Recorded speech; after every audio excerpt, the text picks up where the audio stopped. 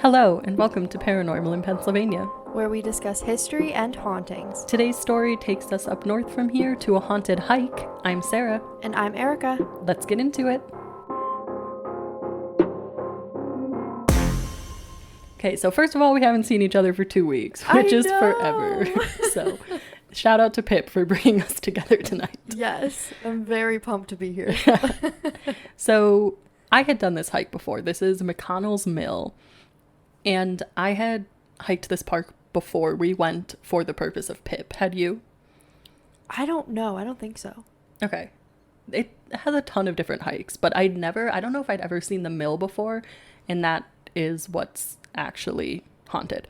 Right. So the three of us went on this hike, and noteworthy, in the park, there's another haunted hike called Hell's Hollow, but since we didn't actually hike it, we're not going to cover it in this episode. Right. That could be in a future episode. Yes. That sounds intense. Yeah, right. Hell's Hollow. It actually was the first thing that came up when I was looking into McConnell's Mill Haunted.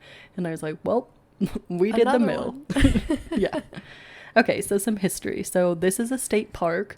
So there's actually a decent amount of history on this from their website. The gorges here started forming 200,000 years ago when the area was a ridge with a drainage divide. Now, I don't really know a lot of geology terms, but to me, it just sounds like it just kept making more and more of like an indent because of erosion. And so they continued to form, going through the process of the area becoming a glacier and then melting and making these ridges even more significant. So that's why there's like the gorges and waterfalls and stuff. In 1852, the grist mill was built, and it burned down and was rebuilt in 1868. Thomas McConnell bought the mill in 1875, and he modernized it by adding water turbines and roller mills. So that's like what we see it today. Gotcha. The mill closed as a functioning mill in 1928, and in 1946, it was given to the Western Pennsylvania Conservancy, and it was dedicated in 1957. So 105 years after it was built. Which is a lot. You're right. This is a lot of history. Yeah. Which is really cool for a hiking spot. Right. And it would be kind of cool if they had like plaques and stuff there. Maybe they do, but we didn't see any. No, I don't remember seeing anything either. But that would be so cool. Right.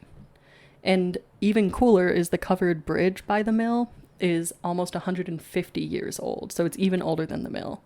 Wow. There was the mill's caretaker, Moses Wharton, who lived there. So it's owned by Thomas McConnell for the most of it, hence McConnell's Mill. Right. But Moses Wharton was the one who lived there. And he was a slave that had been freed and moved to the area in 1880. And he lived there for about 30 years in a small cottage that's near the mill. Oh, cool. I know. And he was very attached to the land and very happy to be there. When the mill was functioning, which again was from 1952 to 1928, so that's 76 years, a worker did die there, and it was serving as the grist mill at this time. At the covered bridge that's right next to the mill, there was allegedly an accident in which a little girl was killed. Oh, no. And then we did a loop from the mill to Breakneck Bridge and then back to the mill. So we'll also briefly touch on Breakneck Bridge. Breakneck Bridge, there a woman fell to her death around 2016 when trying to catch a falling camera. She was trying to like take a picture over the railing and the camera fell and then she fell. Oh my gosh, that's horrible. I know, and I was trying to figure out like that can't be why it's called Breakneck Bridge. That would be so insensitive. No, that would be very insensitive. And also this happened in 2016, right? Were there any other names of... I didn't see any. Okay. So yeah, that would be terrible. Yeah, but it's either morbidly ironic or insensitive. Right. So we're kind of going to parallel the history in the ghost stories. So we'll start like, you'll see, I'll like chunk it similarly. Okay, so we're going to start with the mill and Moses Wharton, who again was the caretaker. So it's said that you can summon him by honking a car horn. Some say that you can just say honk and he will appear walking from the mill towards the bridge. And as you know, we did try yelling honk. Yeah, I know. Because it was very busy that day and we didn't want to drive our car down there because people use it as a walking path too. Yes. And we also, even if we had our car, we didn't want to honk and disturb people. We got enough looks by yelling honk. Yeah, and if I remember correctly, I didn't even say honk at first. I don't remember what I said. I think you said haunt. Yeah. I said haunt, and then you guys kept going, and I was like, oh, not haunt. That's not correct. It's a Freudian slip. You're thinking about hauntings. Yeah. So we did not see anything. No. But we did try yelling honk. And some reports do say it has to be at night, which might be why we were unsuccessful. Right. Because it was during the day that we went.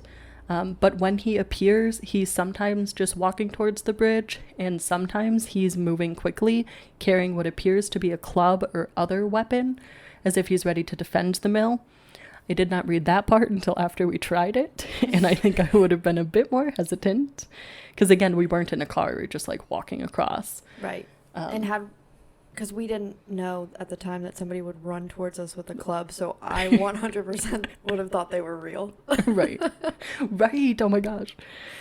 So I kind of wonder what controls that presentation though, because I couldn't find anything about it really. My only guess is it's tied to intention of why you're there. Like, that's fair. If you have good intentions, or maybe if you like are there to cause destruction to the mill. But it's interesting that there wasn't any clear differentiation.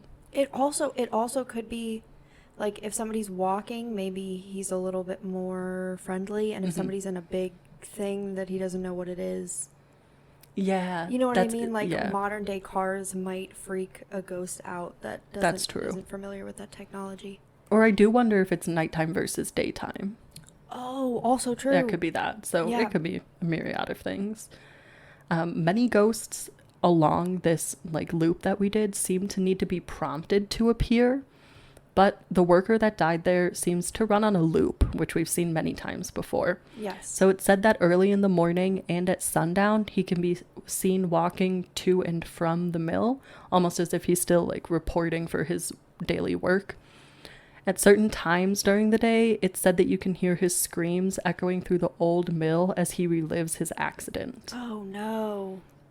And I find that interesting because I was trying to think back to when we were there. We were there at like 11, I think. And we were right by the mill, taking pictures and looking around.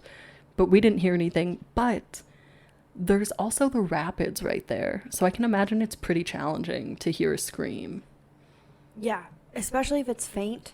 Right. Or inside the building. Right. So I mentioned that there was a little girl that was supposedly killed on the bridge. So yes. Similar to the honking summoning Moses, it said that 3 honks in succession can summon the ghost of the young girl that was killed there. And for this, you actually do have to be in a car. Okay. Because she will not appear to the naked eye. She'll only appear in the rear view mirror. Oh. And she'll only appear if your headlights are off. So if you try to turn to see her, or if you turn your headlights on, she instantly disappears. Okay. And they think it's just because she's a little girl that's scared. Yeah. And doesn't want to be seen. Right. So the bridge itself is definitely pretty haunted. The mill is haunted. And then, like I said, we took that loop to Breakneck Bridge. And there was that woman with the photo. With the camera, not photos. Yes. So there are reports of the ghost of this woman being captured in photos there. We took a ton of photos on this hike, though, and I didn't see anything. I went through after reading this, I went through them all very carefully. But I think it's an interesting presentation of the ghost, since photography is what killed her. Yes. I was going to say the same thing. Yeah. The other way she shows up is when people are taking photos with an actual camera, as opposed to like a smartphone. She shows up next to them, almost as if warning them. So I do wonder if we had taken like the camcorder. Yes. Or like a digital camera, if she would have shown up in our images. Right. And that was the bridge. There was a lot of construction going on that day, right? No, it was training. They were training. Oh, yes. That's what it was. Yes. Yeah. So that would have been interesting to see if she still showed up with all those people, if we had like a real camera. I forgot about that. There were tons of people there. So I also wonder if that's contributing to the fact that we didn't see anything, because a lot of the ghosts seem to appear at night, but that also could just be because there's less people there. The park technically closes at sundown. Oh, so people are like sneaking in and honking. Yeah, right, which, you know, sounds like a bad idea. As we always say, we don't want to get arrested. Yeah, no. Honk and then drive 50 miles an hour out of the park. As a man with a club is running at your vehicle. And there's a little girl behind you. Yeah. Great. So I think I would go back at night if it wasn't illegal, if the park didn't close at dusk. And I would also really love to do a ghost hunt here, because there's a lot of places we've talked about, obviously, but these ghosts all need to be prompted to show up. And I think that a ghost hunt could be really cool here to actually like bring the ghosts out. Yes. I think if we actually had like equipment, like an EMF reader or EVP stuff, that would be really cool to see if we get any activity. I definitely would go at night too. I feel like when the three of us do stuff together, I'm like way more brave than I would be when I'm alone. So yeah, I think that would be really cool. Again, if it were legal, if we were able to do that. Because yeah, the other thing is a lot of these ghosts seem benign. Like none of them seem to have negative energy surrounding them. Yeah, and they don't really like actually interact with you, versus like the physical manifestations we see at other sites of like hair pulling. These ghosts just kind of appear and then disappear. Right. So not much to worry about there. But yeah, I always feel better when it's the three of us. Although my logic of David being 6'4" and protecting me might not apply to ghosts and only to humans. You know, that's a fair point. Who knows? Thank you for tuning in to hear about this haunted hike at McConnells Mill State Park. Tune in next Thursday to see what hauntings and history we discuss next.